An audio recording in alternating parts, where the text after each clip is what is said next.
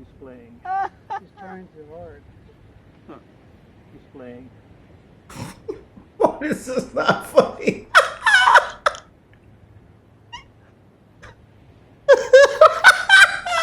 What? You better not be laughing. Mr. President! Y'all better not be laughing. Mr. President, what are you going to say to Trump on Wednesday? Y'all better not be laughing. Ain't nothing funny. Mr. President, are you going to talk with Trump on Wednesday? Y'all better not be laughing. Ain't nothing funny. You better not come in here laughing and giggling. You. Oh my goodness, man. I'm so sorry. I tried to keep a straight face. I'm sorry, y'all. But this was wrong with us people. This is what's wrong. Did y'all hear what they said? He's joking. He's not. This isn't real. This is a cheap fake. This is a deep fake.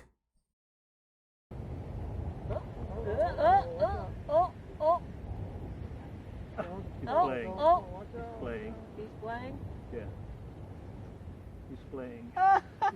He's playing. Is he playing, y'all? Y'all let me know in the comments if he's playing, man. But we got a video to get into today, y'all. Is Joe Biden playing or not, y'all? Let me know. Let me know, y'all. We got a real chance to make real change. He's got to not attack the left and not attack everybody. Let them all talk their shit, but unite. Now it's time to unite everybody. There are a lot of skeptics out there who don't think President Trump is going to be about unity. What do you say to Joe Rogan's point? I think what Joe Rogan is saying is absolutely correct. And Donald Trump's going to be focused on those things. Look at the announcements he's already made. One of the key things is he wants to support a constitutional amendment to bring congressional term limits. That is something that overwhelmingly the American people have supported for a very long time. Look at what's happening already across the globe. Qatar wants Hamas out of Doha. You have the Chinese are signaling they want peaceful relations. You have the Russians and the Ukrainians now saying they're open to talking. The European Union wants to buy liquid natural gas from the United States. This caravan that was building below our southern border is now starting to break up because they know Donald Trump's going to be the next president of the United States, and we are not going to tolerate more illegal immigration. Those are the things that unite the American people. If you have talking heads on the left who still want to go down the line of their conspiracy theories, let them. Donald Trump's going to be focused on the American people. On that chin, sipping on that chin. Hey, hey, sipping on that chin. They said we sipping on that that gin. President Trump is the 47th president of the United States in a landslide. And all we can say is, what did you expect? What did they expect? And now they in debt. They got people screaming and hollering and crying. People didn't grab their passport, didn't already left the country, and some of them don't even got a passport, and they still here crying and screaming. Yeah. But man, I tell you, I haven't seen the Democrats this upset since Abraham Lincoln abolished slavery.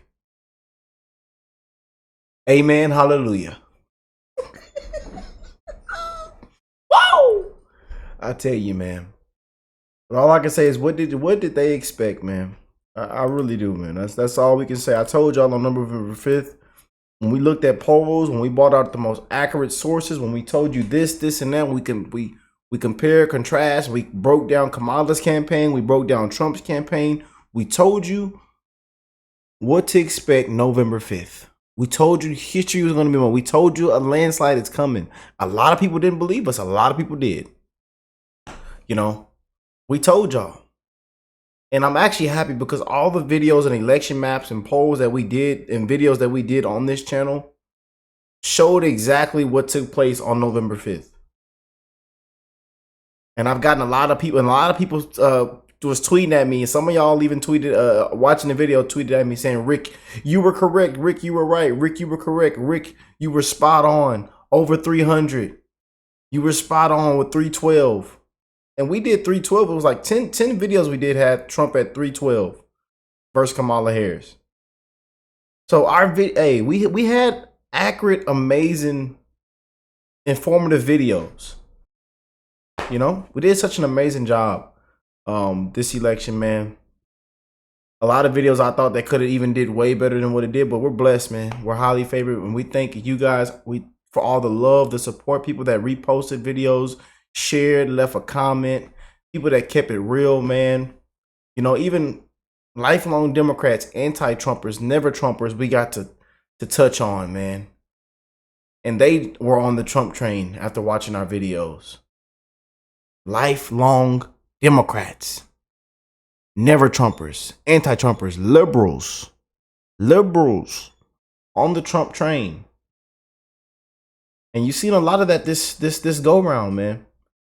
But I want to check this video out, y'all. It's pretty big. Everybody was sending it to me, and we seen it in our Discord chat. But Joe Rogan advises Trump after 2024 victory. Let them all talk there. Yeah, and it's a lot going on, but we're gonna, as you can see, the Trump administration Trump has already gotten on the ground running. He's sprinting. Things are being done different. You know, rhinos are getting kicked to the curb. You know, neocons. I mean, just Trump is stepping. He said, we're not doing this in his second term. The second term is looking off to an amazing start. He's already dropped some very, very important videos and plans, and already has it all out there of what we're gonna do, and how we're gonna get it done. Like I told y'all, it's gonna be this second go around is gonna be complete. This second term is gonna be completely different, and they are not effing around. They are not effing around, man. And to all them corruptors and frauds out there, Big Letitia James, all of them, Big Fanny, I mean all of them. Jack Smith, y'all might as well just go on. I'm sorry, I love you. I'm sorry, I love you, Mr. Trump. I'm sorry, Mr. Trump. Mr. Trump, I don't want nothing to do. I'm so sorry.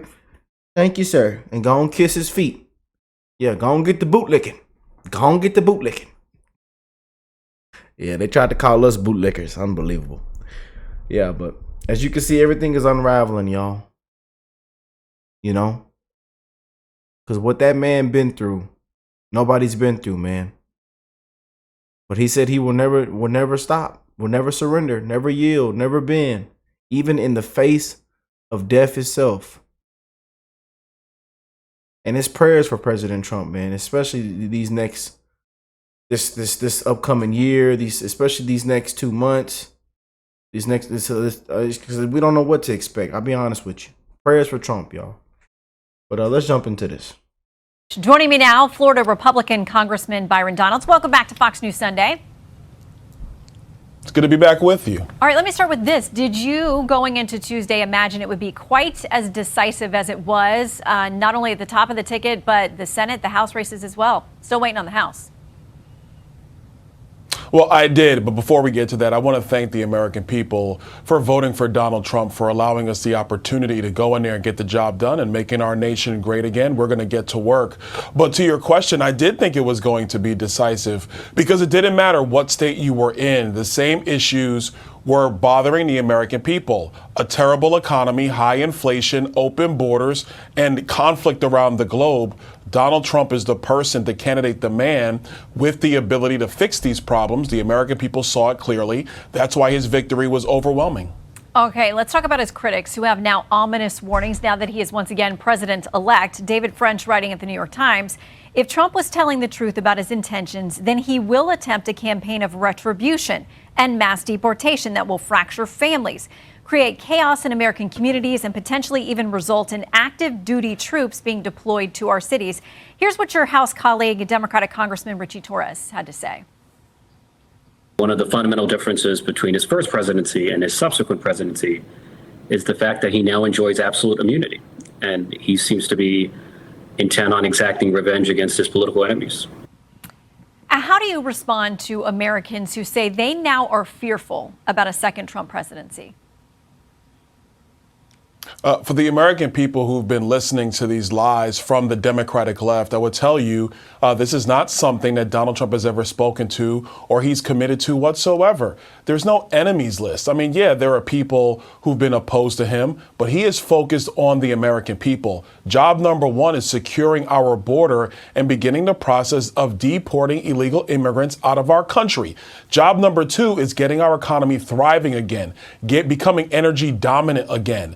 That's his focus. His focus is the American people, not some enemies list that only gets talked about in the Daily Kos or Salon.com or any other place like that. He's focused on making our country great. And what will happen in our country is success is going to be the measurement that he will use to demonstrate he's back in the White House and back in charge of running this nation. The metric is success. There is no other measure. Okay, to that point, Joe Rogan, who was a late endorser of President Trump, says he now does have to take this sweeping victory. He's got great opportunity to try to bring things together and get things done. Here's what he said post-election.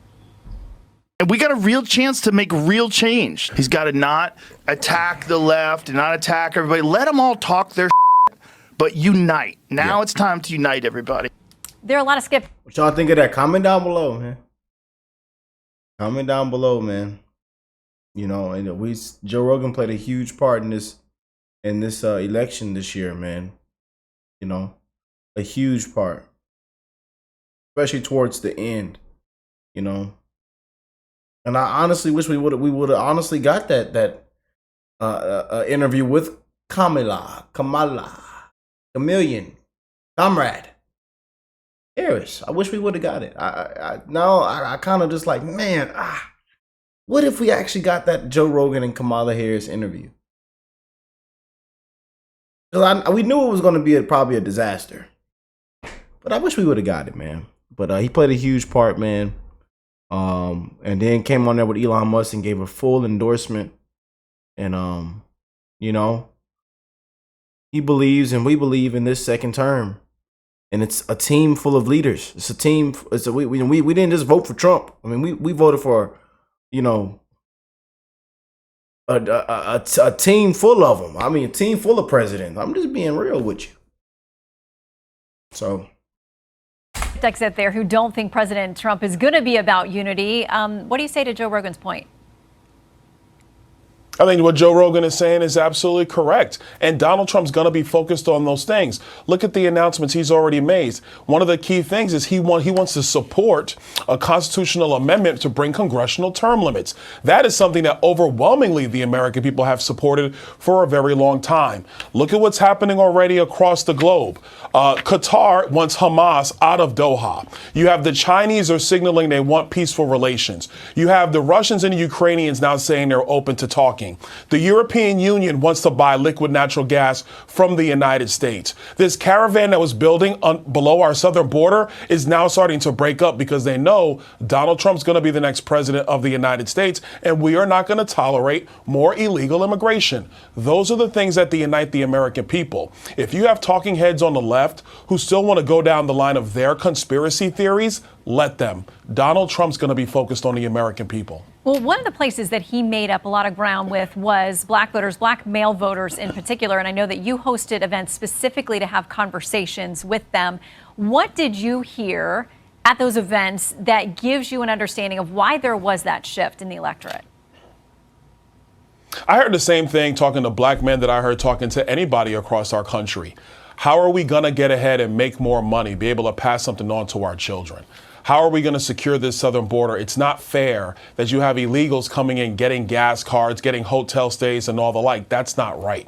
And actually, you'll notice that the city of New York has now announced they're not giving out any more food cards, these food cards. That's because of Donald Trump and the fact that he won. So what you heard from black men, you heard also from Hispanic men. You heard also from, in part, suburban women. They want a country that is safe. They want an economy that is thriving. And Donald Trump is going to deliver on all of those promises. So we're going to talk a little bit later in the show about the path for Democrats or Republicans to hold control of the House. And already the speaker is talking about an ambitious agenda if Republicans do control the House, Senate, and White House.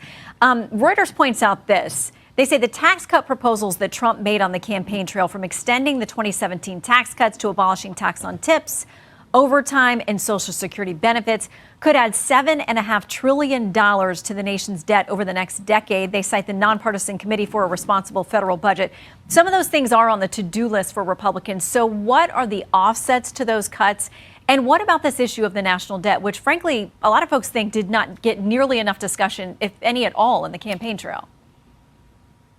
Well, two quick things. When anybody talks about tax policy from these foundations, what they never say to the American people is that when they talk about $7 trillion is the cost, that's using static modeling. I don't want to get too technical, but that is static modeling. It doesn't take into effect the impact of lower tax rates and economic growth as a result. So no, it doesn't cost $7 trillion. And the reason why we know this is because under his first tax policy, which is current tax law today, the Democrats and all these outside groups said it would cost $5 trillion. The truth is the federal government raised more tax revenue than was ever modeled or contemplated by any of these organizations. So President Trump's tax policy is actually going to be a net benefit to the United States because it's going to breed more economic growth. Number two, there are massive areas in the federal government that do need to be scaled back, that need to be cut. One of them that we have to take a long, hard look at are the Green New Deal tax credits in the Inflation Reduction Act. We need to look at those because they told us in D.C. it would cost $276 billion. Well, if you go talk to Goldman Sachs and anybody on the street, the value is actually $1.4 trillion. So if you want to find money to pay for tax policy so we can grow our economy, so working families can get ahead with no tax on tips and no tax on overtime, how about we get rid of the Democrat spending boondoggles that came in under the last administration? I want to make sure I ask you about something reported by the Daily Wire. They broke a story a couple of days ago about FEMA. My home state is, as well as where you serve, Florida, and your district has been hit very hard by numerous big storms the last couple of years. Daily Wire reporting that people were told when they're out canvassing in Central Florida looking for people who may need help, that FEMA workers were told to avoid homes that had Trump symbols or Trump flag. Yeah, we got a whole video coming on that, y'all. That really, and I believe what's the lady or the person over got fired. So we're gonna do a whole deep dive and jumping into that video today as well. So be on the lookout. FEMA responded to Daily Wire saying this: "We are horrified that this took place and therefore have taken extreme actions to correct this situation." Governor DeSantis says he's launching an investigation there.